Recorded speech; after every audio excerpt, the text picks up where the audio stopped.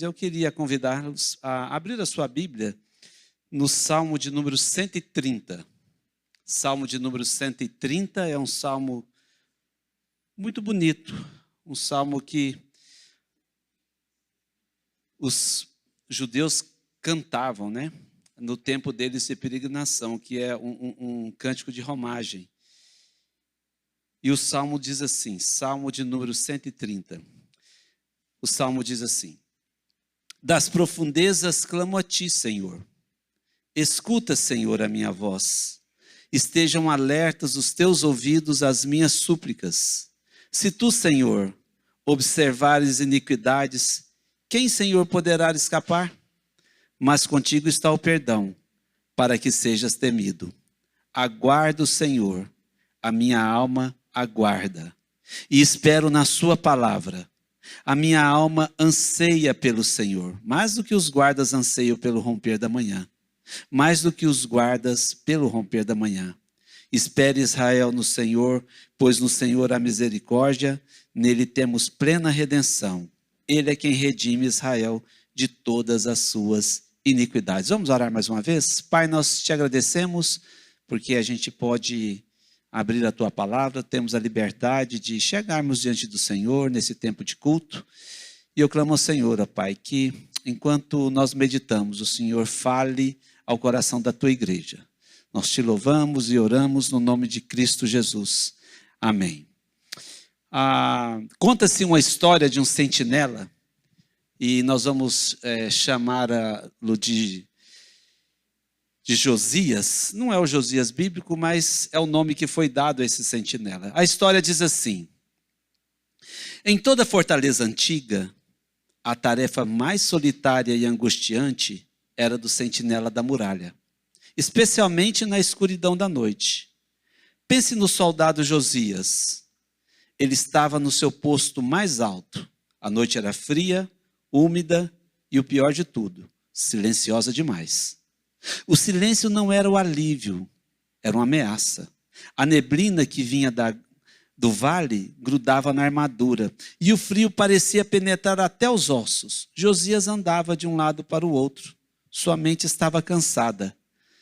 Cada sombra, cada ruído de roedores, cada estalo de madeira lhe parecia um inimigo se aproximando. Ele pensava em sua família, no calor da sua casa, e o desespero de estar ali, isolado, o sufocava. A escuridão era uma prisão. O tempo não passava. Parecia que alguém tinha parado o sol no dia anterior e o mundo ficaria preso naquela hora gelada para sempre. Ele começou a se culpar. Lembrava-se dos erros que havia cometido na semana, das tarefas que deixou de cumprir. Naquela escuridão, todos os seus medos e culpas vinham visitá-lo sussurrando: você está sozinho, ninguém virá. Se o inimigo atacar, você cairá. Aquele posto, nas profundezas da noite, era um abismo de angústia. Josias sabia que a morte poderia vir a qualquer momento, um dardo, uma flecha, um cochilo. Mas então, na hora mais escura, que é sempre um pouco antes do amanhecer, ele forçou seus olhos a se fixarem no horizonte. Ele não podia desistir. Sua vida, a vida da cidade, dependia daquele ato de pura vontade: esperar. Ele respirava fundo e repetia a si mesmo: vai chegar, vai chegar. O sol não falha, o dia sempre volta. Ele não esperava em seu próprio cansaço, nem na força da muralha. Ele esperava apenas no romper da manhã, na certeza que a luz viria e poria fim àquela escuridão ameaçadora. A história de Josias é uma história da noite de muitos sentinelas. Mas também ela nos ajuda a pensar nas vigílias da alma, nas noites escuras da alma, noites como a que nós vemos aqui, no texto que nós lemos. O Salmo 130, ele é um salmo penitencial, um salmo de arrependimento, uma oração em que o salmista reconhece o seu pecado, expressa a tristeza profunda por ele e busca perdão e restauração de Deus. Nessa noite nós vamos meditar nesse salmo que Lutero dizia que ele era um tipo de escrito paulino. E de fato o Salmo 130, ele é um mini evangelho, nesses 8 versículos. E ele começa dizendo, das profundezas clamo a ti. O salmista começa o salmo situando a sua situação que estava vivendo, profundezas. Ele usa esse termo para mostrar o quão difícil era a situação que ele estava vivendo. Ele mostra que ele está passando por momentos dificílimos, momento em que a alma parece estar em desespero, onde não há qualquer esperança. Ele olha e não tem nada que possa tirá-lo daquela pressão, daquela solidão, daquele sofrimento. Essa palavrinha, profundezas, ela aparece 5 vezes nas Escrituras, no sentido original que foi usado aqui nesse Salmo 130. E ela tem, das 5 vezes que ela aparece, 3 delas está ligado a realmente profundezas dos mares, abismos, aquelas fossas do mares que até hoje, com toda a nossa tecnologia, não seria possível chegar lá. Ele situa a sua situação, eu estou no fundo do poço. Esse termo é usado outras 2 vezes para dizer situações em que emocionalmente o salmista estava profundamente atordoado, passando por dificuldade. Observe só no Salmo 69, versículos 1 e 2, o salmista começa dizendo, salva-me, ó Deus, pois as águas subiram até o meu pescoço. Nas profundezas lamacentas eu me afundo, não tenho onde me firmar os pés. Olha uma outra situação ainda no Salmo 69, no versículo 15 ele diz, não permitam que as correntezas me arrastem, nem que as profundezas me engulam, nem que a cova feche sobre mim a sua boca. Profundezas é esse lugar pesado, difícil, escuro, onde nós passamos por dificuldades que ninguém sabe. Esses momentos, essas situações difíceis, são lugares que somente Deus é capaz de tirar você. Onde você pode olhar para os recursos que você tiver e nada é possível de tirar você daquela situação. Sejam elas situações de pecado, sejam elas situações de saúde, onde você olha e fala, não tem solução, não há o que fazer. E as profundezas, elas são lugares que chegam na nossa vida. E elas chegam de um dia para o outro. Alguns dias atrás, a gente estava lá em Caldas Novas, e um irmão da igreja foi pescar. Foi nadar para buscar o barco que tinha saído, 40 e poucos anos. E ele morre ali, no lago. Deixou uma esposa, um filhinho de 7 anos e uma de 5. Uma tristeza. Situações assim surgem nas nossas vidas. O salmista está passando por um momento difícil. E o que ele faz? Ele clama. Ele fala, das profundezas clamo a ti. Essa palavrinha clamar, na voz que ela está aqui, algumas traduções têm a ideia de gritar, Senhor, olha para mim. Olha para a minha situação.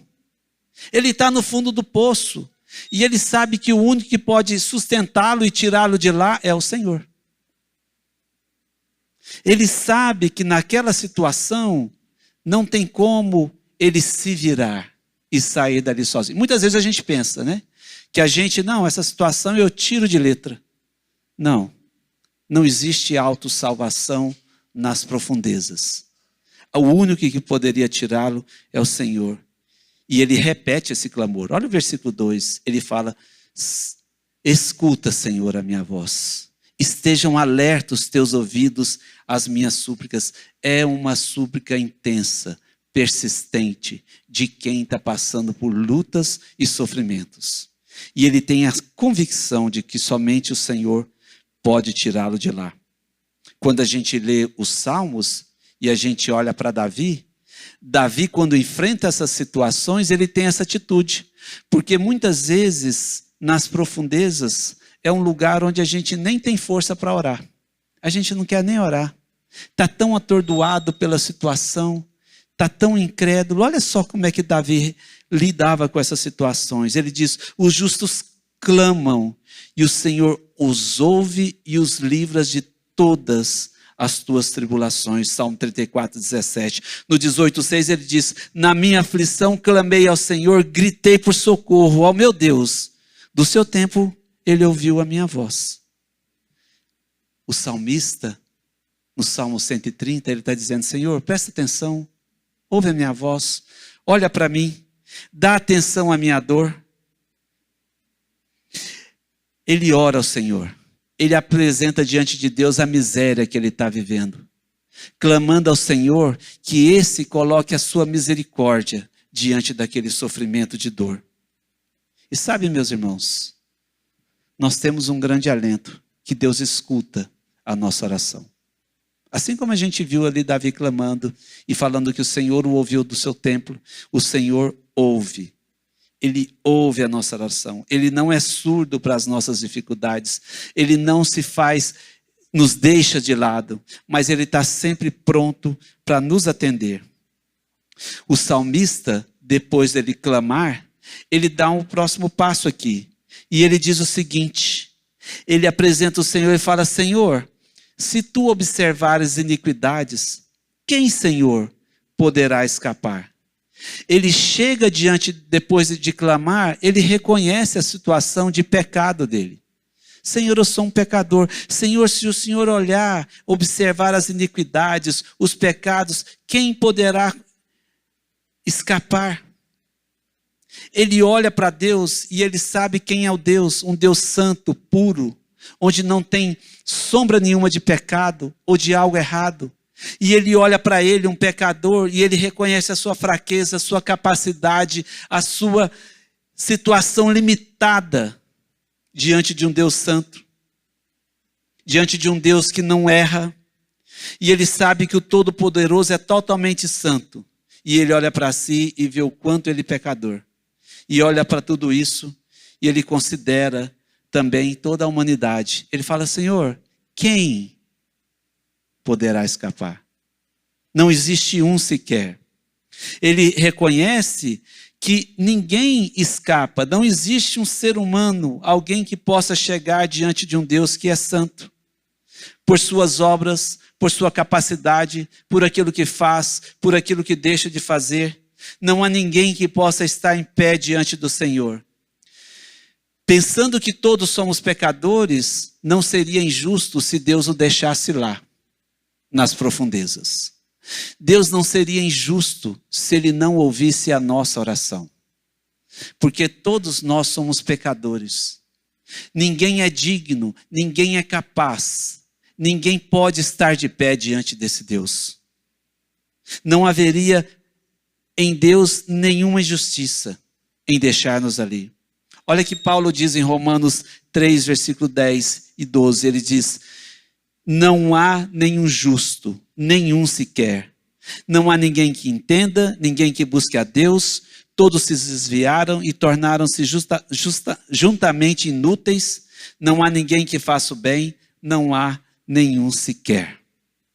Somos todos nós merecedores das profundezas, sem que Deus olhe para nós. Mesmo aquelas pessoas que você olha: mas pastor, o fulano é tão bom, né? Ele é tão jóia, ele é tão certinho. Até esses. Não há nenhum sequer que possa estar de pé diante desse Deus poderoso.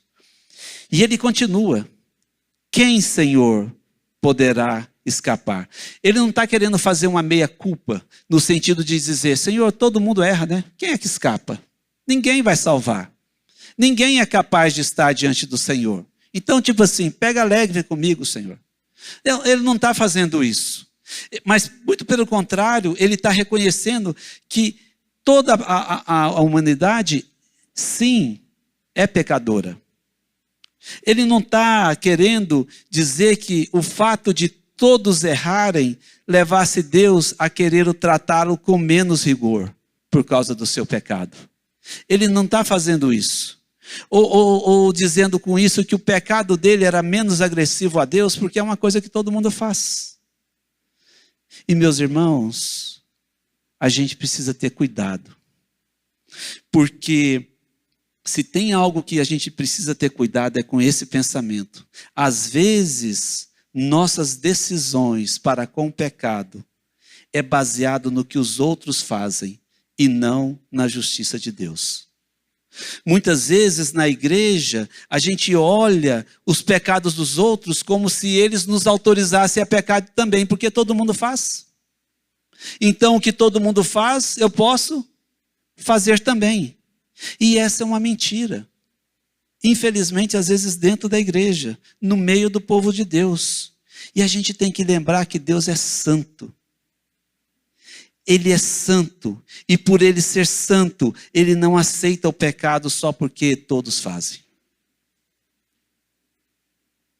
A gente precisa se arrepender dos nossos pecados e deixá-los. O errado é errado, mesmo que todos façam. Da mesma maneira que o certo é certo, mesmo que ninguém faça. Essa é uma frase conhecida, e essa é uma verdade. Ao invés de você medir os seus erros pelos dos outros, você deve se examinar completamente, cada um de nós, no seu ritmo, e perceber que ninguém pode escapar da presença do trono do Senhor, um dia onde Ele vai julgar a todos.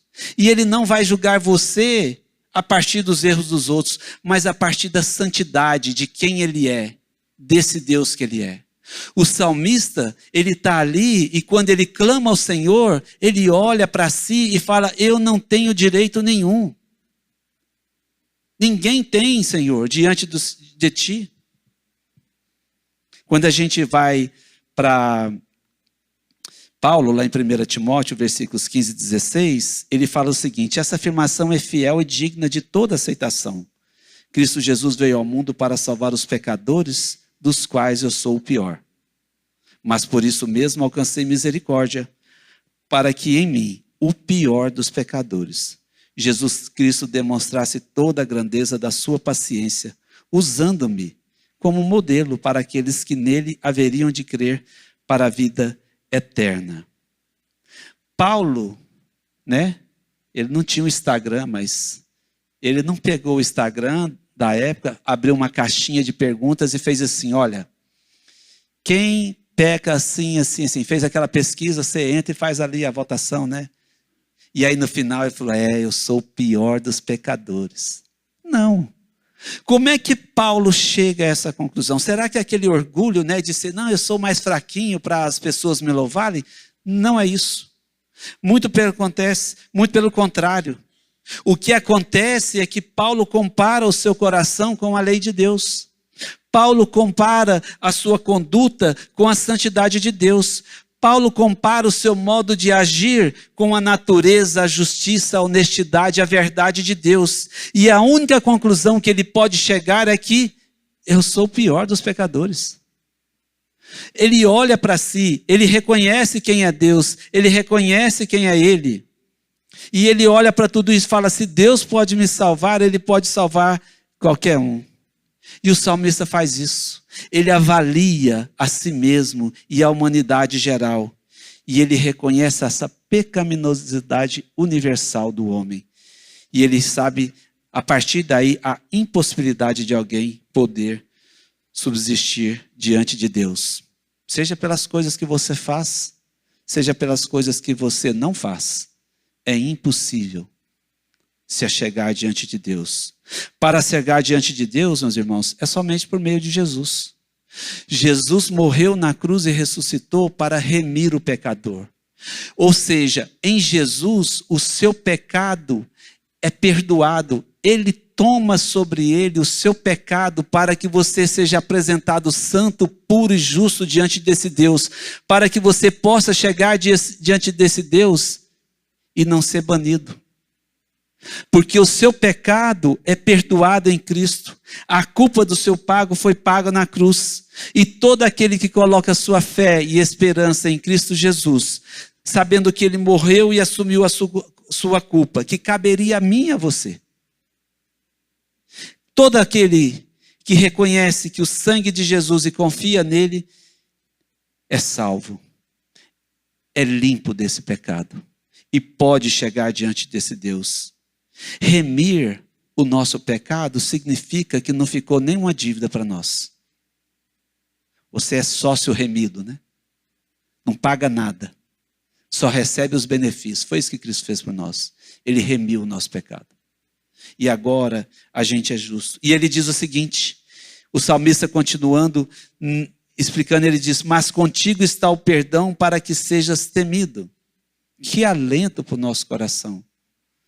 Esse mesmo Deus justo e santo também é o Deus do perdão. Contigo está o perdão. O Deus juiz, o Deus puro, o Deus santo, do qual ninguém escaparia à sua presença, também é o Deus do perdão. Se por um lado ninguém pode chegar diante de Deus, por outro lado, ele dá o perdão para todo aquele que confia nele, por meio do seu Filho Jesus. Isso é maravilhoso demais. Isso é a graça de Deus sobre para nós. Deus manifestou a sua graça na cruz por nós, dando o seu Filho Jesus, para que ele tomasse sobre ele toda a ira que era destinada para o pecador. E se você está aqui nessa noite e você ainda não confiou a sua vida a Jesus, você pode ser perdoado, colocando a sua fé e esperança naquele que tem todo o poder para perdoar. Aquele que é o justo também é o perdoador. Aquele que é capaz, que ninguém é capaz de chegar diante dele, é aquele também que oferece o perdão por meio do seu próprio Filho. Deus não nega o seu perdão a ninguém. Com ele está o perdão, diz o salmista. Se você confessar com a sua boca que Jesus é o Senhor e crer em seu coração que Deus o ressuscitou dentre os mortos, serás salvo. Pois com o coração se crê para a justiça, com a boca se confessa para a salvação. É o que Paulo diz ali em Romanos 9, em Romanos 10, versículos 9 e 10. Deus oferece perdão a todos por meio de Jesus. O salmista diz: contigo está o perdão, para que sejas temido. Por que o perdão gera temor na vida daqueles que foram perdoados? O perdão está com ele para que sejas temido. Essa relação às vezes pode parecer para mim e para você um pouco estranha, como o perdão gera temor, mas ela é muito comum nas Escrituras. Ela está presente em várias partes da Escritura. O temor do Senhor no Antigo Testamento, ele tem a ideia de uma reverência que vem do relacionamento. O temor do Senhor não é aqui nesse texto aquele sentido de um medo paralisante, mas de uma reverência amorosa, que vem de um respeito, de um fruto de um relacionamento com Deus. Essa é a ideia do temor aqui. Então, quando você pega essa palavra no original, ela significa 3 coisas, pelo menos: temor reverente, respeito profundo, admiração piedosa. Quando a gente olha nas Escrituras, você vai ver nuances dessas definições em outros textos. Por exemplo, em Provérbios 9:10 fala que o temor do Senhor é o princípio da sabedoria, ou a admiração piedosa, o respeito profundo é o princípio do saber. E o conhecimento do santo é entendimento. Se você pega Salmo 147:11, diz: o Senhor se agrada dos que o temem, daqueles que têm essa reverência, dos que colocam a esperança no seu amor leal. Perceba, o temor não é medo do castigo. O temor, ele não é isso, mas ele é o reconhecimento da santidade de Deus e do nosso lugar diante dele. Por isso, o temor está ligado à obediência. Para que ele seja temido, tem essa ideia. A experiência do perdão não leva ao descuido. Eu sou salvo, agora eu vivo de qualquer jeito. Não. O perdão não leva a uma vida licenciosa, mas a reverência. O perdoado entende a verdadeira profundidade que ele estava, da impossibilidade que ele tinha de chegar diante do Senhor. E agora ele quer viver essa vida cuidadosa diante desse Deus que o alcançou. Por isso, o perdão deve gerar na vida dos perdoados reverência, respeito, temor, zelo, admiração piedosa, que é fruto desse relacionamento com Deus. Esse versículo a gente poderia dizê-lo mais ou menos assim: Senhor, o teu perdão me faz te amar e te respeitar e te querer mais perto. Ou seja, ele gera naquelas pessoas o temor. Na vida do cristão, não tem espaço para outra postura, a não ser essa daqui. E aqueles que negligenciam, eles acabam caindo em muitas coisas erradas, e licenciosidades, em atitudes que são totalmente contrárias àquilo que se espera, né? Isso leva ele para caminhos longe do Senhor. E o salmista continua dizendo: aguardo o Senhor, a minha alma o aguardo, eu espero na sua palavra. O salmista espera pelo Senhor, ele aguarda o Senhor. É somente o Senhor que a alma dele aguarda. A sua esperança não está em outra coisa, a sua esperança não está num outro recurso, numa outra possibilidade, mas a sua esperança é exclusivamente o Senhor, porque ele sabe que naquelas profundezas, somente o Senhor. Só ele é capaz de resgatá-lo dali.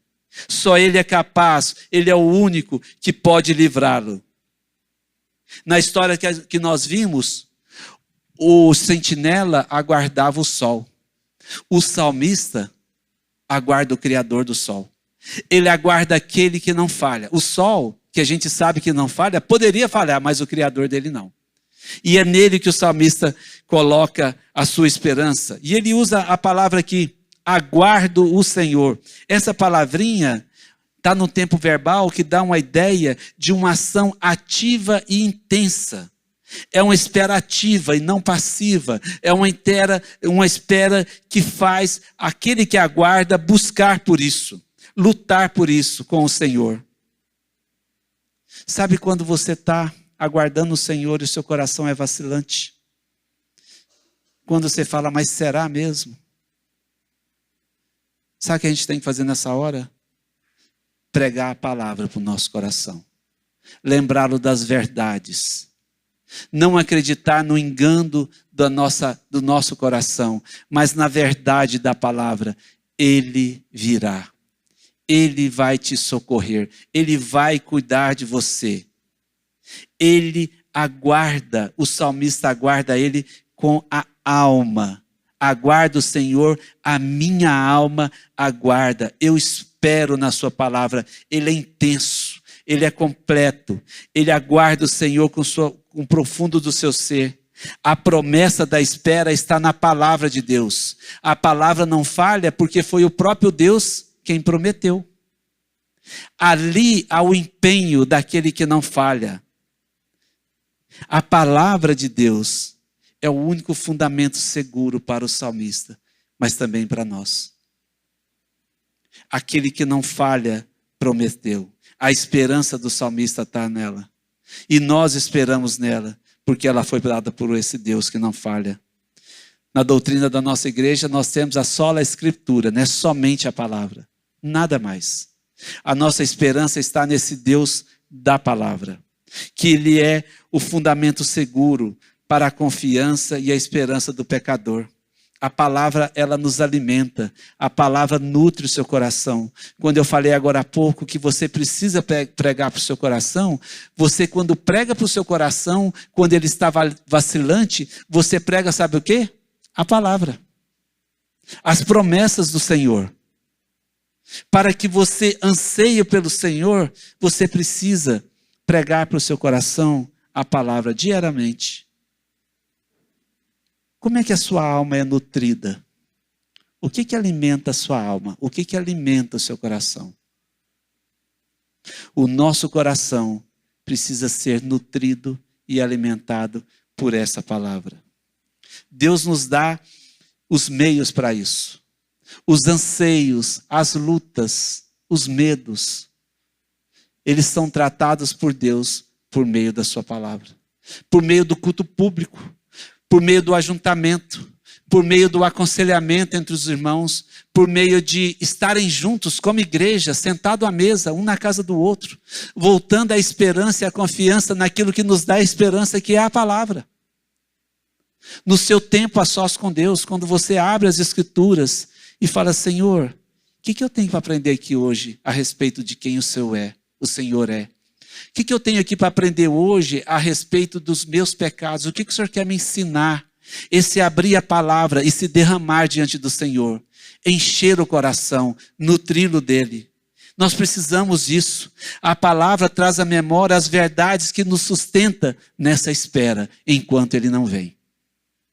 Somos alimentados e nutridos por ela. Olha como é que o Salmo 19 é lindo. Olha o que ele nos lembra sobre a palavra de Deus. A lei do Senhor é perfeita e restaura a alma. O testemunho do Senhor é fiel e dá sabedoria aos simples. Os preceitos do Senhor são retos e alegram o coração, ilumina os olhos, ela permanece para sempre. Eles são verdadeiros e todos igualmente justos. Essa é a palavra que nós temos acesso, que nós podemos alimentar o nosso coração. E o salmista, das profundezas clama, reconhece o seu pecado e diz, eu espero o Senhor da palavra. Nós somos desafiados a isso. A palavra é que vai manter os nossos olhos fixos na graça divina. É ela que nos sustenta. E se a gente tirar isso de vista, começar a viver nas influências do mundo, vivendo por esse pensamento, o seu coração logo desfalecerá em desespero. Porque nas diversas situações duras da vida, o Senhor nos sustenta. E Ele nos sustenta por meio da palavra. A verdadeira paz, ela não vem porque na nossa vida está tudo bem. Não, a gente passa por situações mais difíceis, menos difíceis. Mas nós desfrutamos da paz, não é porque a gente não tenha problemas, mas é na certeza que nós temos um Deus que cuida e cumpre aquele que prometeu para nós. E Ele vai nos sustentar. Sabe, enquanto a gente espera, Deus está trabalhando. Enquanto a gente está aqui confiando nessa espera, Ele age e Ele faz as coisas. Pois a nossa confiança na palavra de Deus vai ser a âncora que vai nos manter firmes nessa caminhada. E o texto continua, a minha alma anseia pelo Senhor, mais do que os guardas anseiam pelo romper da manhã.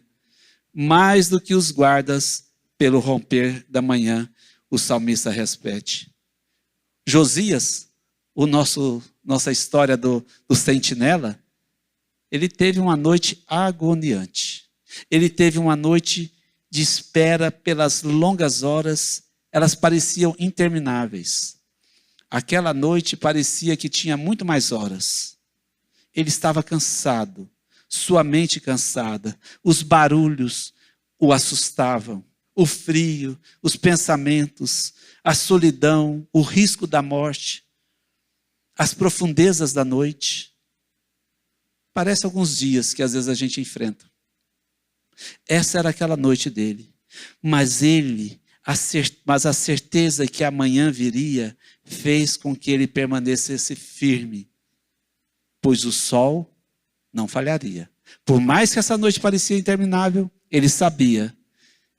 E ele falava ao seu coração, o sol não falha, vai chegar. Essa imagem é linda que o salmista usa.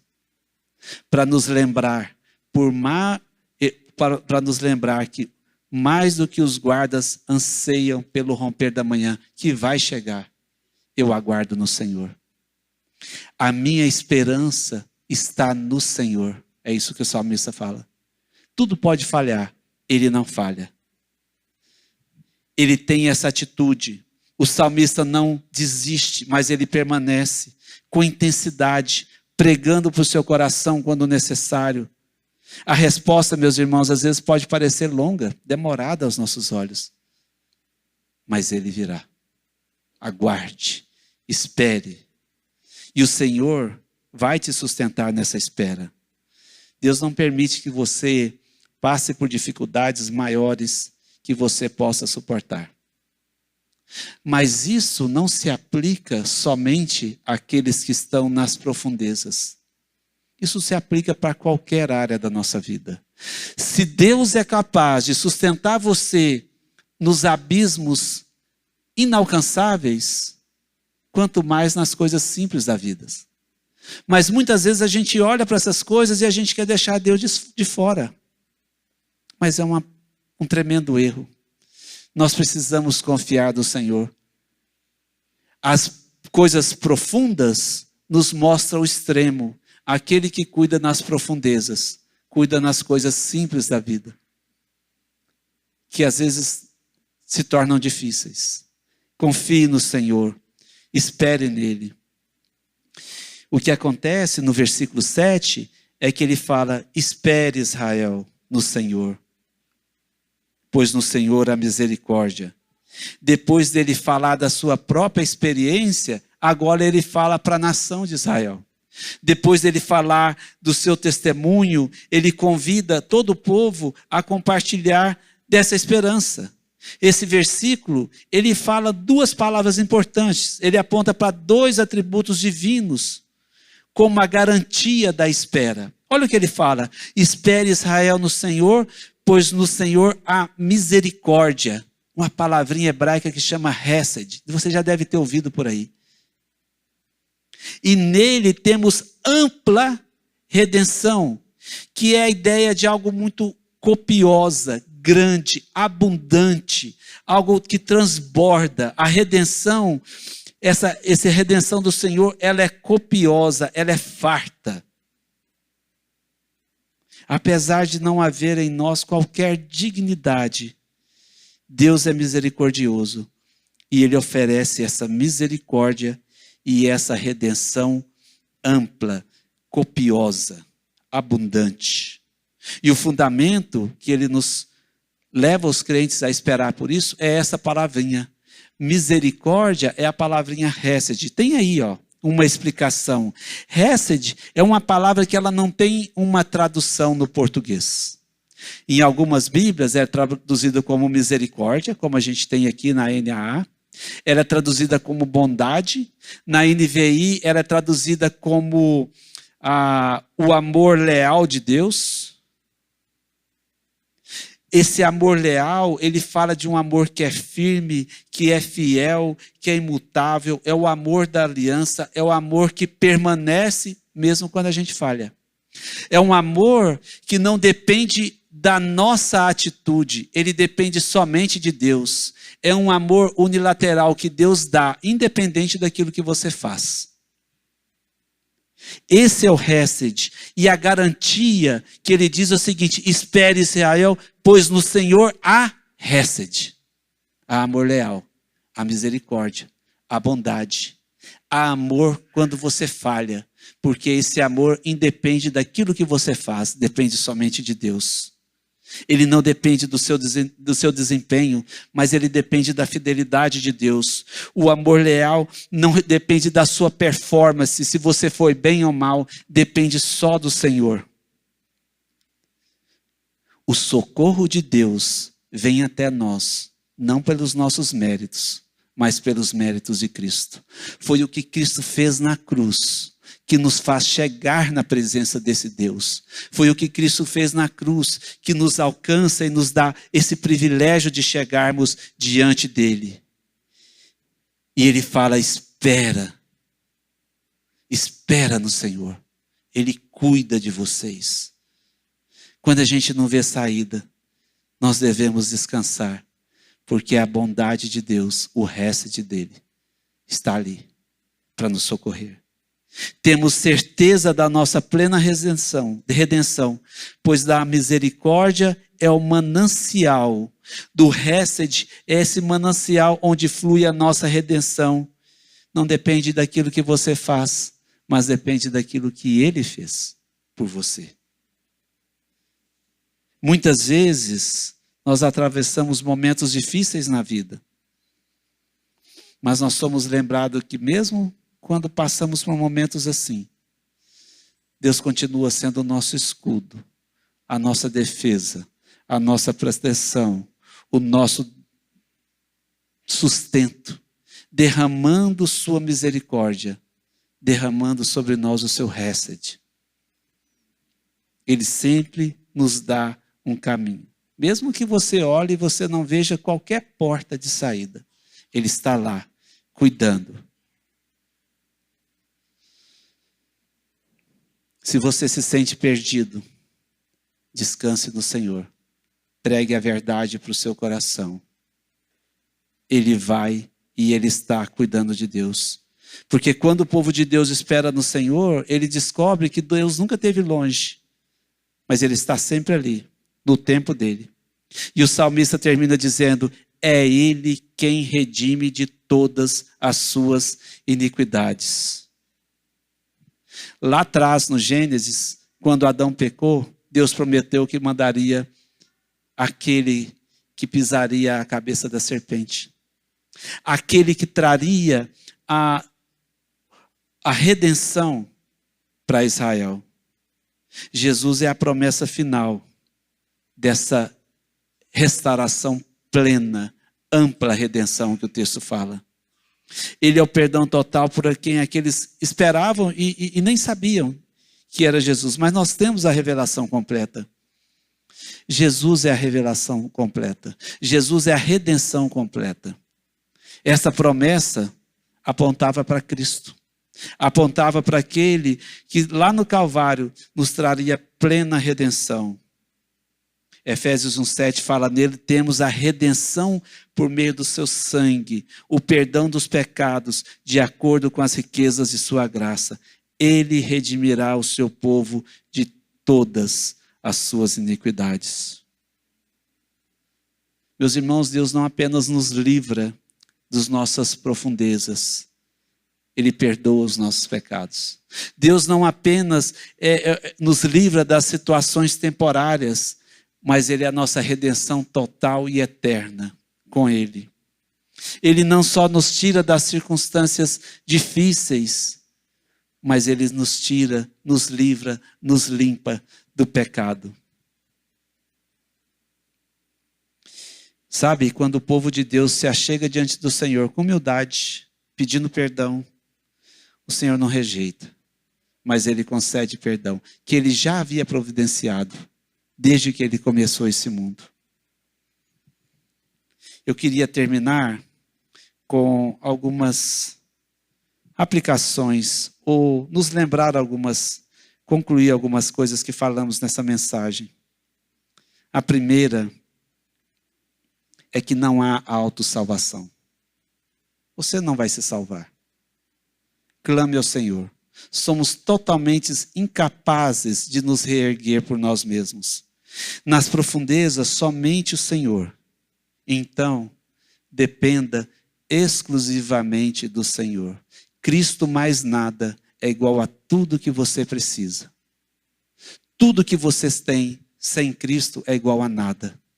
Cristo é tudo. Precisamos reconhecer a nossa necessidade, a nossa incapacidade de nos reerguer à parte de Deus. Nós precisamos reconhecer o nosso pecado, pedir perdão e depender e esperar no Senhor. Esse é o caminho que livra a gente das nossas dificuldades. Outra coisa, chegue diante do Senhor. A sua oração nunca é em vão. A sua oração nunca é em vão. Ela é a ponte que liga você, a sua miséria, à misericórdia de Deus. Onde você apresenta toda a sua pecaminosidade, todas as suas lutas àquele que tem misericórdia, que coloca o seu coração na sua miséria. A oração é isso, ela nunca é em vão. Se você nunca confiou sua vida a Cristo, hoje é dia. Hoje é dia de salvação. Confesse o seu pecado ao Senhor. Se achegue dele e fala: Senhor, toma a minha vida. Eu não tenho condições de estar diante do Senhor. Eu reconheço que eu sou um pecador. Eu preciso de ti. O Senhor está pronto para salvar. A maior necessidade da sua alma é o perdão que Cristo oferece, que Deus oferece por meio do seu Filho. E por último, uma vida de temor a Deus começa com confissão ao pecado. Meus irmãos, tanta coisa concorre com o nosso coração. Tantas coisas concorrem com a nossa vida com Deus. Enquanto o pecado não é tratado, você não vai ter uma paz duradoura. Confesse os seus pecados, deixe. Ninguém se manterá de pé. Ninguém vai poder chegar diante de Deus baseado na sua conduta pessoal. Somente o sangue de Cristo, o perdão dos pecados. Descanse no perdão de Cristo. Se você faz isso, não fique se culpando. Senhor, está aí. O Senhor já fez o que tinha que ser feito. Eu confio na tua palavra. Descanse nessa verdade. Porque Ele faz os miseráveis pecadores totalmente aceitáveis. Aquele a qual ninguém é possível se colocar de pé diante dele, a não ser por meio do sangue do seu Filho. Que Deus nos abençoe. Senhor nosso Deus e Pai, muito obrigado por tua palavra, porque ela é luz para os nossos caminhos. Ela é o alimento que o nosso coração precisa, nesse mundo onde a gente passa por momentos difíceis às vezes. Mas nós temos a esperança e nós temos a alegria que Jesus um dia veio ao mundo para morrer por nós, que somos pecadores, indignos, mas por causa de Cristo, nós podemos nos achegar diante de Ti. Nossos pecados foram lavados e nós temos esse livre acesso ao Senhor. Muito obrigado, Senhor. Muito obrigado. E por favor, ó Deus, se há pessoas aqui nessa noite que precisam acertar sua vida com o Senhor ou que não te conhecem, que o Senhor possa invadir a vida delas. E aquelas que te conhecem possam reconhecer o seu pecado e se achegarem ao Senhor, onde há paz para a alma e descanso para o coração. Essa é a nossa oração, no nome de Cristo Jesus. Amém.